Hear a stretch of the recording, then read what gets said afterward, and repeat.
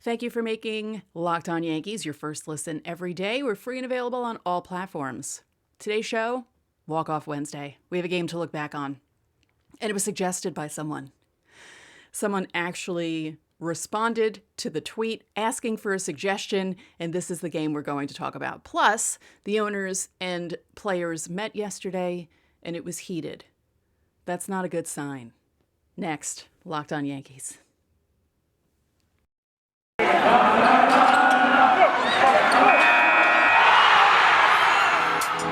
You are Locked On Yankees, your daily New York Yankees podcast. Part of the Locked On Podcast Network, your team every day.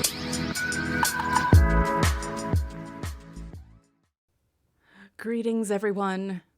It's Wednesday, February 2nd, Groundhog Day. The groundhog saw his shadow. We have 6 weeks of winter left, and judging by how the weather has been the last few weeks, we're not surprised by this at all. And the owners and the players met yesterday. Apparently it was heated. And it feels to me as if the players seem to be making more concessions and taking things back, and the owners are just standing there with their arms folded and stomping their feet. That's my perception of everything. Feels like the owners don't want to budge on anything, and the players are the ones that need to budge. And that doesn't make any sense to me. So I don't know what this means. I'll talk about that in a second. But before we get into everything, you can listen to us on Apple Podcasts, Google Podcasts, Odyssey, Spotify, Stitcher. You can watch us on YouTube. Please subscribe. Thank you. And if you have a smart device, tell it or tell her, because, most of those smart devices have lady names. Tell her to play podcast Locked On Yankees. So yeah, the owners and players met yesterday. It's good that they're meeting, but it's not good that it was described as heated. And we are less than 2 weeks out from when spring training is supposed to start. And, that doesn't look like it's happening. And from the framing of most of the articles written yesterday about the meeting, it doesn't look like the season will be starting on time either. We kind of expected this. I apologize for that. I forgot to turn down my brother's fireman radio. There's a call. Something's happening in my town. Anyway, this is not a good sign. A lot of people are joking about the season starting in June now, which I don't know. Again, from the framing of all the articles, it feels like that's a possibility. I am not happy about that. One, I was planning on taking a trip to Toronto to see the Yankees play the Blue Jays, June 17th to June 19th. Now, if the season doesn't start on time, and if it's similar to 2 years ago with all the COVID stuff, it's not going to be the same schedule, I'm assuming. I'm assuming they might have to change some things around, but maybe not. Maybe they will start the schedule where, like say they make opening day June 6th and they start with that schedule. I'm just calling out a date. I don't even know what day of the week June 6th is, but maybe that's how it's going to work. I don't know. It doesn't look good. Now, some people are saying not to pay attention to the word heated, and that all these talks are contentious because they're fighting for things, and that's how it's going to be. But I don't know, it doesn't sit well with me. Doesn't feel right, and it doesn't feel as if we're going to be any closer to anything happening. But do not expect spring training to start on time. We're going to be sitting here miserable in cold weather, dreaming of warm weather, but not being able to look at it. Abby and I were discussing that either last week or the week before. We were talking about how when it's spring training, you have something to look forward to. It may be cold where you are, but you see these guys on green grass with the sun shining, and it gives you hope for the future. And we're not going to have that hope anytime soon.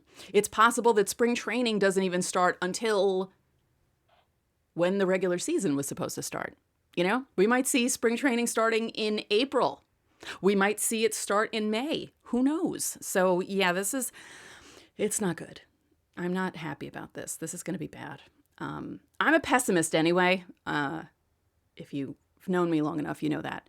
It's almost as if I have it in my head that if I don't expect much, I'll be happy when something good happens. That's my way of life. It's gotten me through 47 years. So I know not everyone else thinks that way. I know there are people who are optimists, but I am not. I'm a pessimist.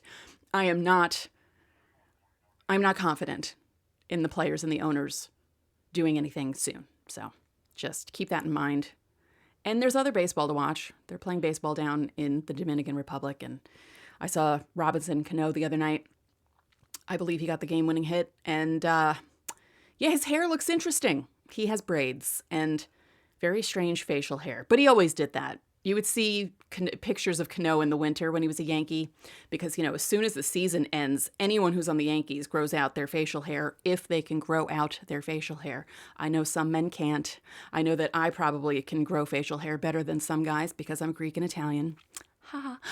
I'm half kidding. Anyway, so you have that to watch. You have college baseball. They're not on strike, so you can watch them. Or not a strike, lockout. The players didn't choose this. The owners locked them out. There's a difference. We talked about this last week. So there are other baseball mediums to watch, if you will.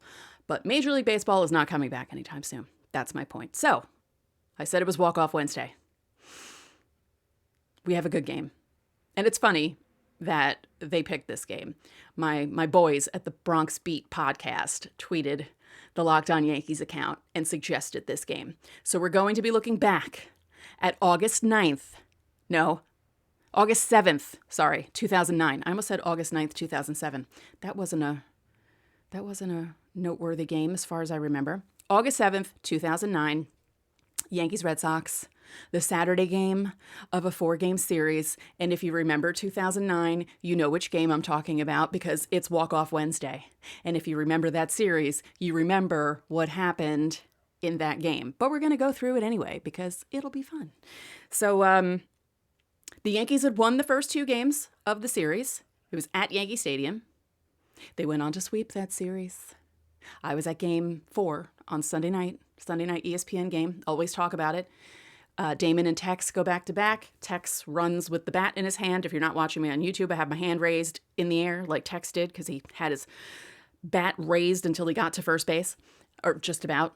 And this was after Victor Martinez hit a 2-run home run to put the Red Sox up 2-1 in the top of the 8th. Then Damon and Tex did their back-to-back home runs to make it 3-2, and then the Yankees made it 5-2. I think Posada had a hand in that as well, and the Yankees swept the series. And I said to my brother that night, they're winning the World Series. I feel it in my gut. There's no way this team is not winning the World Series. I would like to have that feeling again, Yankees. Can we do that sometime soon? That'd be really great. Now, before we get into the game, let's talk about Built Bar. It's still the new year. I mean, we're into February, but it's the new year. That means New Year's resolutions. If you're sticking with your resolution still on February 2nd, good for you. But make sure that you include Built Bar in your plan. Built Bar is the protein bar that tastes like a candy bar. Maybe even better than a candy bar. It makes your resolution easier to stick to because it tastes so good you'll want to eat it, unlike other protein bars, which can be chalky or waxy or taste like a chemical spill. Most Built Bars are 130 calories with 4 grams of sugar, 4 net carbs, 17 grams of protein. Compare that to a candy bar, which has around 240 calories, 30 grams of sugar, and dozens of net carbs.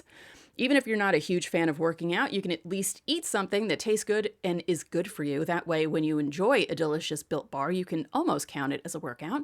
There are tons of flavors to check out on the site. Go to Built.com. They have new flavors, limited time flavors. They have repeat flavors. So again, go to the website, go to Built.com, use promo code LOCKED15 to get 15% off your order. As I always say, mint brownie's my favorite. Sully of Locked On MLB and Jason Burke of Locked On A's they both like raspberry. Cookies and cream is good. Salted caramel is good. They're all covered in chocolate. All very tasty. Again, use our promo code LOCKED15 for 15% off at Built.com. Thanks again for making Locked On Yankees your first listen every day. We're free and available on all platforms. Let's look at this game. Now, I'm just saying, if you're watching me on YouTube, my computer is about 15 feet away from me, and I am tall, but my arms aren't that long, so this is going to be interesting to try and read from this far away. Let's see. Oh, wait a minute. This was the Friday game. That's right. It wasn't Saturday. It was Friday. Okay. That's right. The Saturday game wasn't noteworthy because the game I went to was August 9th. That's right. Okay. Got my dates screwed up. But it was a 4-game series, if I recall correctly. Let me just double check that. But I'm pretty sure it was because, yes, Yankees won the first game 13-6. That's the game that they beat up on John Smoltz. He basically retired after that, so good for the Yankees. Let's see, what was the Saturday game? Oh, yeah, the Yankees won 5-0. Yeah, that was... And they beat up on Clay Buchholz. Remember him? Yeah. Doesn't feel... 2009 was 13 years ago. That's a long time ago now. That's a long time for the Yankees to not be in a World Series. They almost made it twice. They were close, Game 6 of 2019 and Game 7 of 2017. Let's not talk about that again. All right, let's go through the lineups because that's always fun. And let's see if I can read these names from this far away. For the Red Sox, Jacoby Ellsbury, Dustin Pedroia, Victor Martinez, Kevin Youkilis, David Ortiz, J.D. Drew, Jason Varitek, Josh Reddick. Really? He played that long ago? Nick Green, and Josh Beckett was your starter. It was a Beckett-Burnett game, which could have gone either way. But anyway, for the Yankees, Derek Jeter, Johnny Damon, Mark Teixeira, A-Rod, Matsui, Jorge Posada, Robinson Cano, Nick Swisher, and Melky Cabrera. Again, A.J. Burnett. Wait a minute. Posada caught A.J. Burnett? Why? Why don't I remember that? Because if you recall correctly, Jose Molina was A.J. Burnett's personal catcher in 2009. I almost said 2019. Now, as for the starters, Josh Beckett went 7 innings, gave up 4 hits, no runs, walked 2, struck out 7. A.J. Burnett went 7 2/3 innings, only gave up a hit, walked 6, struck out 6. Yeah, that's an A.J. Burnett start. Now, overall, the Red Sox had 8 pitchers. The Yankees had 6. Because it went 15 innings, if you recall correctly. Home plate umpire Chad Fairchild. Hi. It's Wednesday, but it's my Monday. Jim Joyce was at first. If you recall, Jim Joyce, just under a year later, screwed up the perfect game for Andres Galarraga. No. What was his name? No, Andres Galarraga was what was his name? Now I can't think of his name. I'll think of it. Bill Miller, second base. Darrell Cousins, third base. Heard of all those umpires. And the attendance that night, 48,262. I'm assuming that's close to a sellout. So as I said, the starters pitched really well. They didn't give up any runs. And let's see. A bunch of 1-2-3 innings in there. A few innings that weren't 1-2-3s. The Yankees in the bottom of the 5th, they started off with back-to-back singles by Matsui and Posada. Then Cano lined out to right field. Nick Swisher struck out. Cabrera walked, and then Jeter hit a ground out. So, they had Beckett on the ropes. The Red Sox had Burnett on the ropes, but then nothing happened until the 15th inning. But we'll get to that in a bit. And let's look at the pitchers, because I mentioned how many each team had. So as I said, the Red Sox had 8. The Yankees had 6. So Josh Beckett, Hideki Okajima, Daniel Bard, Ramon Ramirez, Jonathan Papelbon, Manny Del Carmen,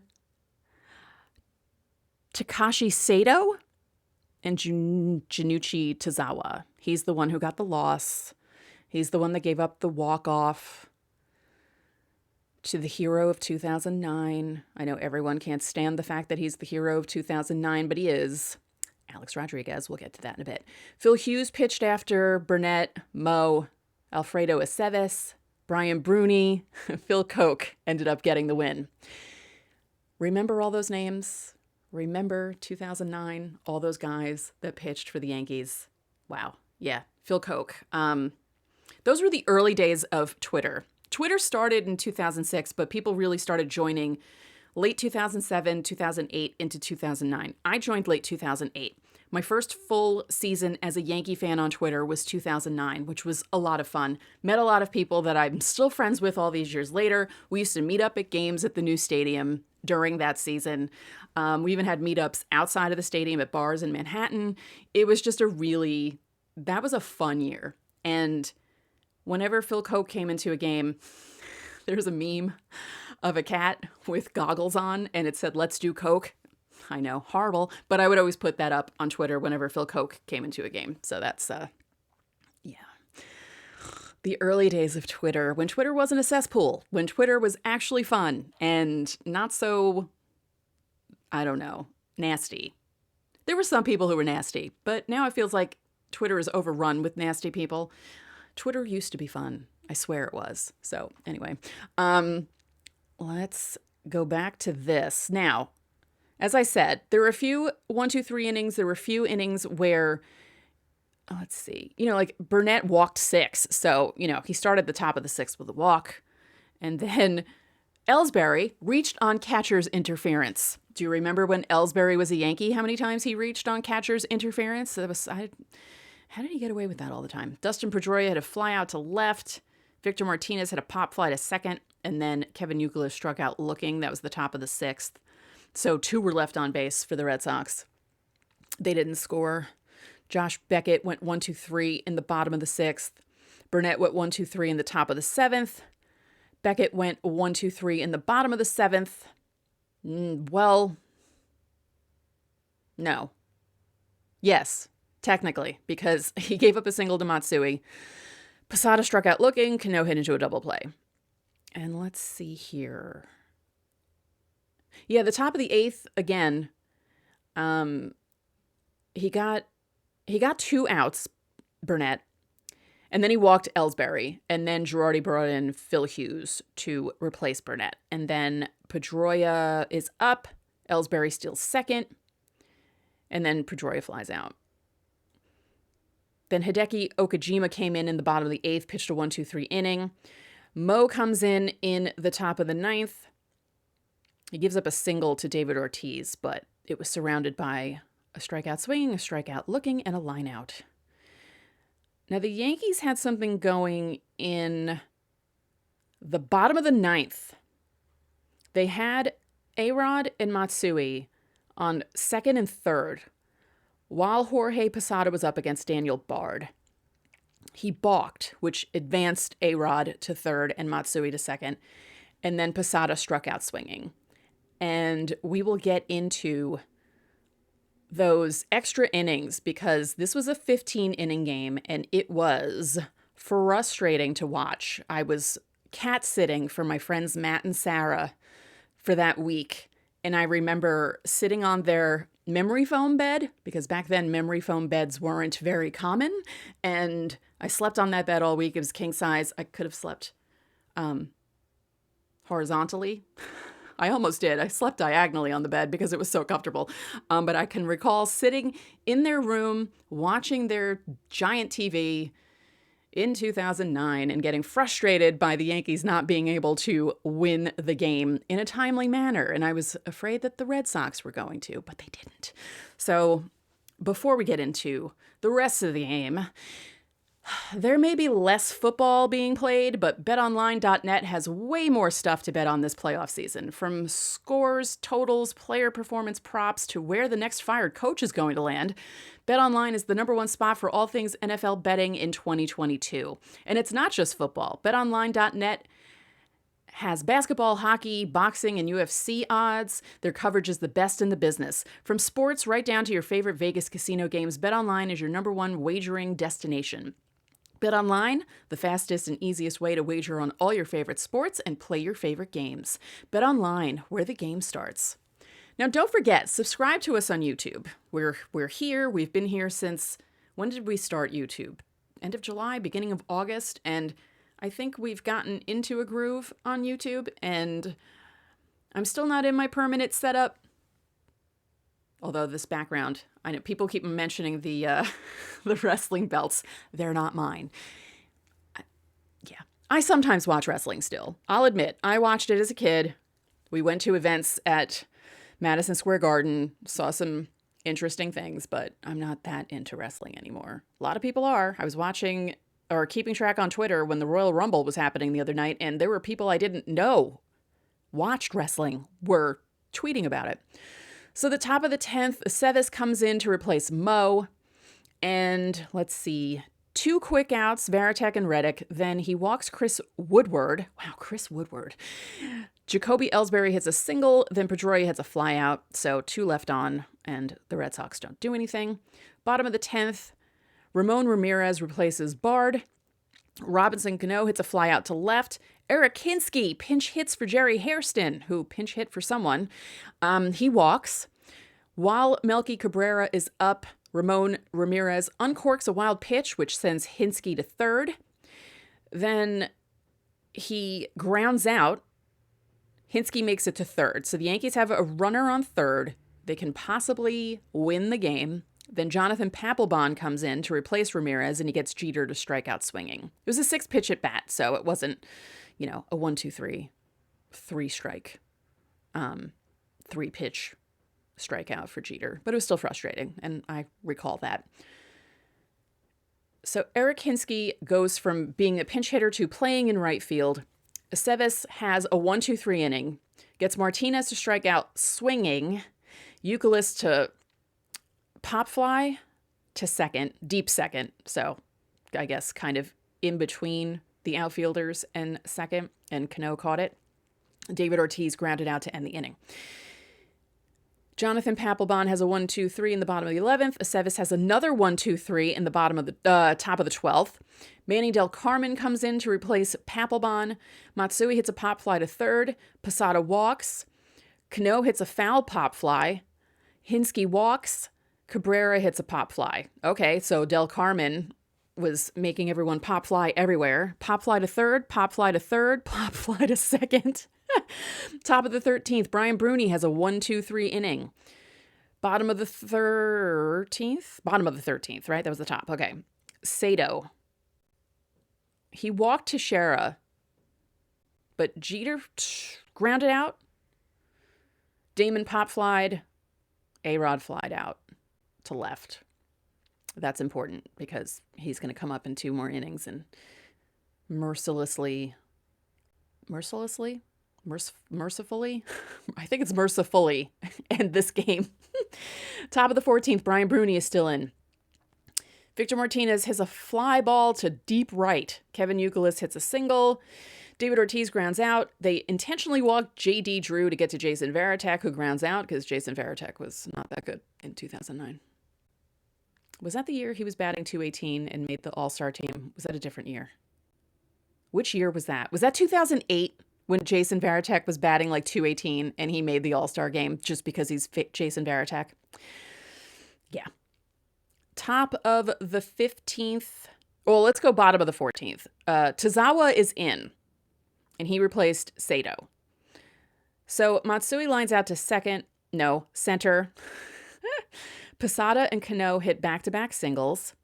Ramiro Pena pinch runs for Jorge Posada because, you don't want Jorge Posada trying to score from second base because it would take a triple to do that because I always joke that he ran as if he were wearing a full diaper while having a piano strapped to his back.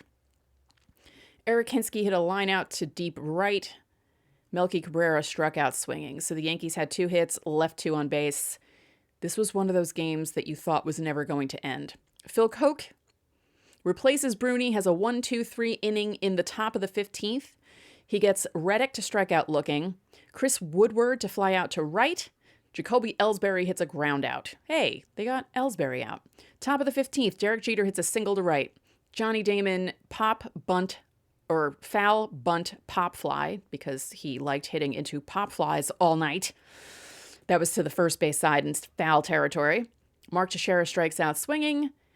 And then A-Rod. 4th pitch of the at-bat. That's right, it was the 4th pitch. It wasn't the first pitch. The first pitch, walk-off home run that he hit against the Red Sox, I believe, was the 2010 one off Papelbon. Not walk-off. He tied the game. Marcus Timms hit the walk-off. That was June of 2010. So that was the first pitch. This was the 4th pitch. And A-Rod hits the home run to left center. Yankees win 2-0. Again, it was just one of those games that felt like it was never ending. It was one of those games that would make Rob Manfred twitch now. Yeah. Oh, speaking of that, they're possibly testing out sudden death in the Pioneer League after the 10th inning. I don't like that. This isn't football. It's baseball. Why on earth would you do that sort of thing? I don't know. No. I do not want that. It's bad enough we have the runner on second nonsense in extra innings. I do not want to see sudden death happening in Major League Baseball. But we don't have to worry about that because we're not going to see Major League Baseball in a while. As I said at the top, just be prepared. It's going to be a while. So the rest of the week looks as follows. Today was Walk-Off Wednesday. Tomorrow is Throwback Thursday. And Friday, we're calling it Freeform Friday. Last Friday, we called it Flying by the Seat of Our Pants Friday. Abby and I were just talking about a lot of things, but we ended up focusing on Hall of Fame stuff because that's what was happening last week. And for Throwback Thursday, we're going to talk about games that we went to because there are no games happening now. Not that there would be. It's early February. And Freeform Friday, we'll see what's happening. Maybe something will happen before Friday and we'll have things to talk about and it'll be fun. So subscribe to us on YouTube, please. Just, the closer we get to 1,000, the better. And as I said, we passed Babe Ruth's home run total. So the next big number that I'm looking forward to is Barry Bonds' home run total. So get us there. That'll be fun. For now, that's it for this episode of Locked On Yankees, which is part of the Locked On Podcast Network, your team every day. I'd like to remind you that you can listen to the show in Apple Podcasts, Google Podcasts, Odyssey, Spotify, Stitcher, or anywhere else you get your podcasts. And again, you can watch and subscribe to us on YouTube. And when you get into your car, you can tell your smart device to play podcast Locked On Bets. Make your second listen of the day Locked On Bets, your daily one-stop shop for all your gambling needs. Locked On Bets, hosted by your boy Q, with expert analysis from Lee Sterling. One more thing, if you could be so kind, please rate the podcast and spread the word about this podcast to your fellow Yankee fans. We would really appreciate it. So, enjoy your Wednesday, and we will talk to you tomorrow.